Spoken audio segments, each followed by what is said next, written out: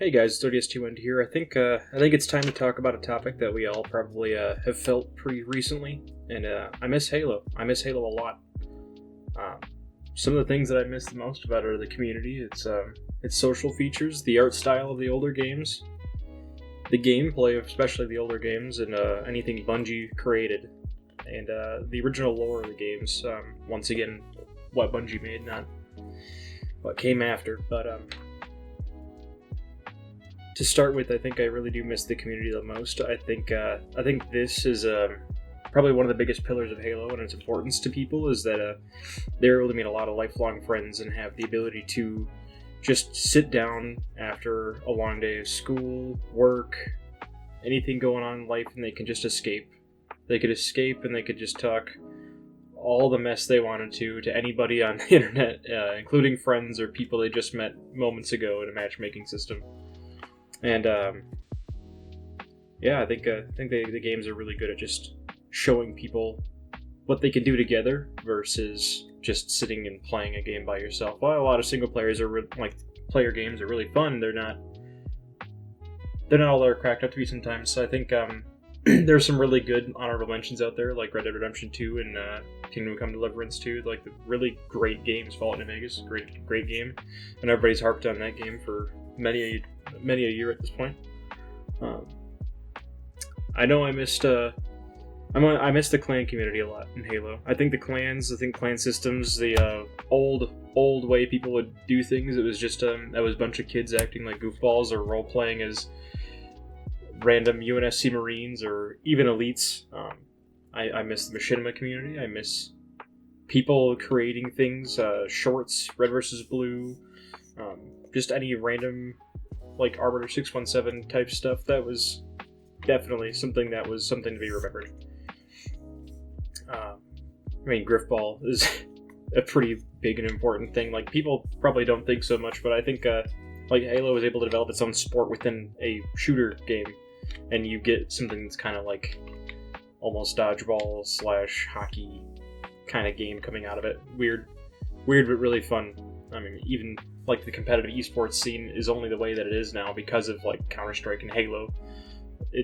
I don't think it would be in the same position that it was now, or it is now, without it.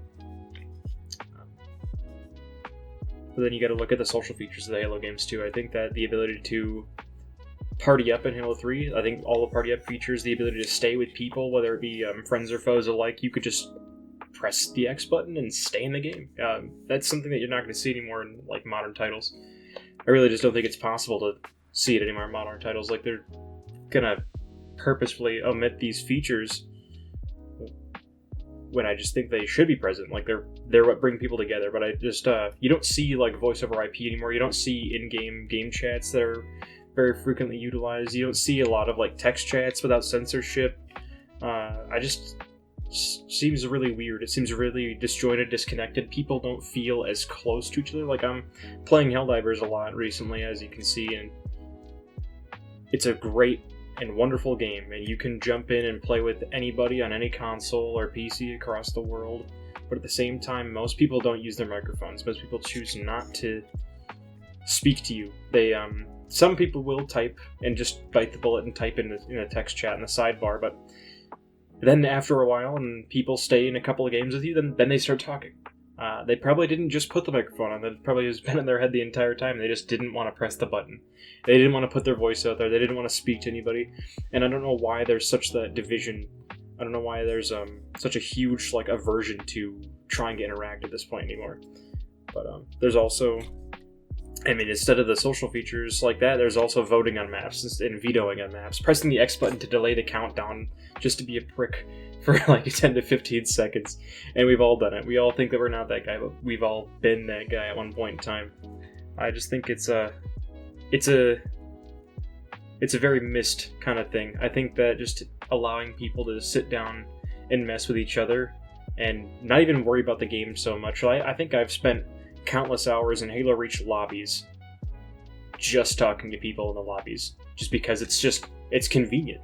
And the thing is too is like pre and post game lobbies, like when you matchmake and find random people, being able to say things to the opposing team before and after the match is just hilarious. I don't think that taking these interactions with people helps in any degree. I think that we're just dividing people even more, and I think that we should be encouraging these interactions. I think that it's funny for one, and two, it's important to people, and it just seems like it's been taken away. But yeah, the just seeing like player card features, like the way that Halo Reach handled its UI, handling the player cards, you could see all your friends on the right side, and you could literally see all their stats, you could see their commendations, you could see everything on the right side of the screen, and it was just wonderful. Like you could just invite somebody, you could join them, you could spam invite them, you could bug the hell out of them. It's definitely a good and missed feature. I think that a lot of games have really poor designed UIs. They don't really have the ability to just make it easy, and everything's really overwhelming, everything's colorful, everything's in your face with mass amounts of microtransactions and ways to get you to open your wallet and throw it down on the ground and basically step on it yourself before you go back to work and make that paycheck just so you can come back and do it all over again and again and again. And like I said, Helldivers is a great game. I love Helldivers 2. It's outstanding. At the same time, it's just being over-monetized with power creep features, and it just seems frustrating to me. Like, looking at the Halo Warbond, seeing the shotgun that came in that Warbond, then just to get outshadowed by the Double Freedom, and then immediately outshadowed by the Sweeper within like 2 months after its release, maybe 3 months. I could be exaggerating a little bit in terms of that span of time, but that power creep is really there, and I just think it's a way to get you to open your wallet up again, just to spend $4 on a single shotgun in the Superstore. But this is why I miss Halo. I miss being able to unlock things. I miss achievements helping you unlock things. I miss the Hayabusa armor. I miss how you had to become a certain rank just to get the ODST helmet in Halo 3. I miss the way that you would have to do things and not just spend fictional credits in a fictional universe. Even in Halo Reach. In Halo Reach, you had to spend credits to get the armors in Halo Reach. And I think that was a big detraction from the way that they handled the multiplayer and how you unlocked things in Halo 3. I think that everything that was handled that way was wonderful. I think that the base game content of any game is extremely integral.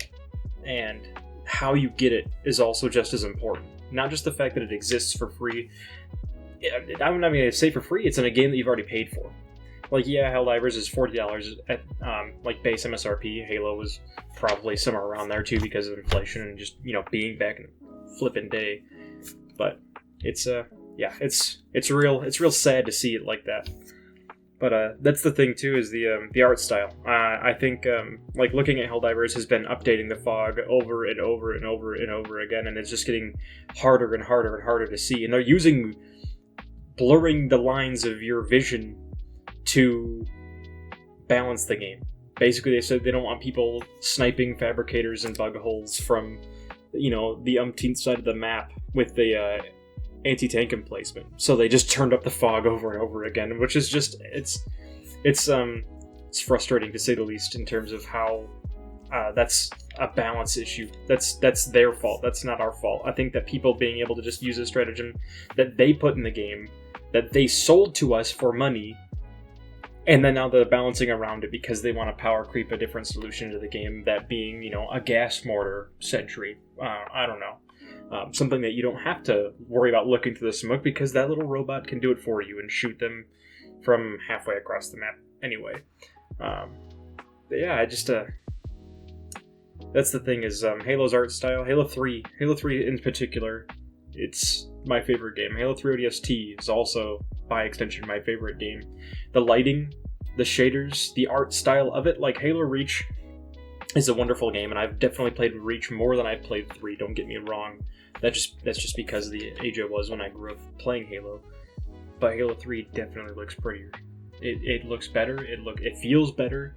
I just love the overall world they attempted to create with Halo 3. I think that Bunch did an outstanding job with every bit of the art design. I think it was just a culmination of Halo 2 and 3, or Halo 2 and 1, brought into one final crescendo that just really made the series what it is. And it just sucks to see Halo 3 being like the wrap up of Halo 2's cliffhanger ending. I really wish we got to see something different from Halo 3 in terms of the story. As wonderful as it is, it's the ending of Halo 2's story. But that's all I can really say about it. But at the end of the day, I just want to say I really miss Halo.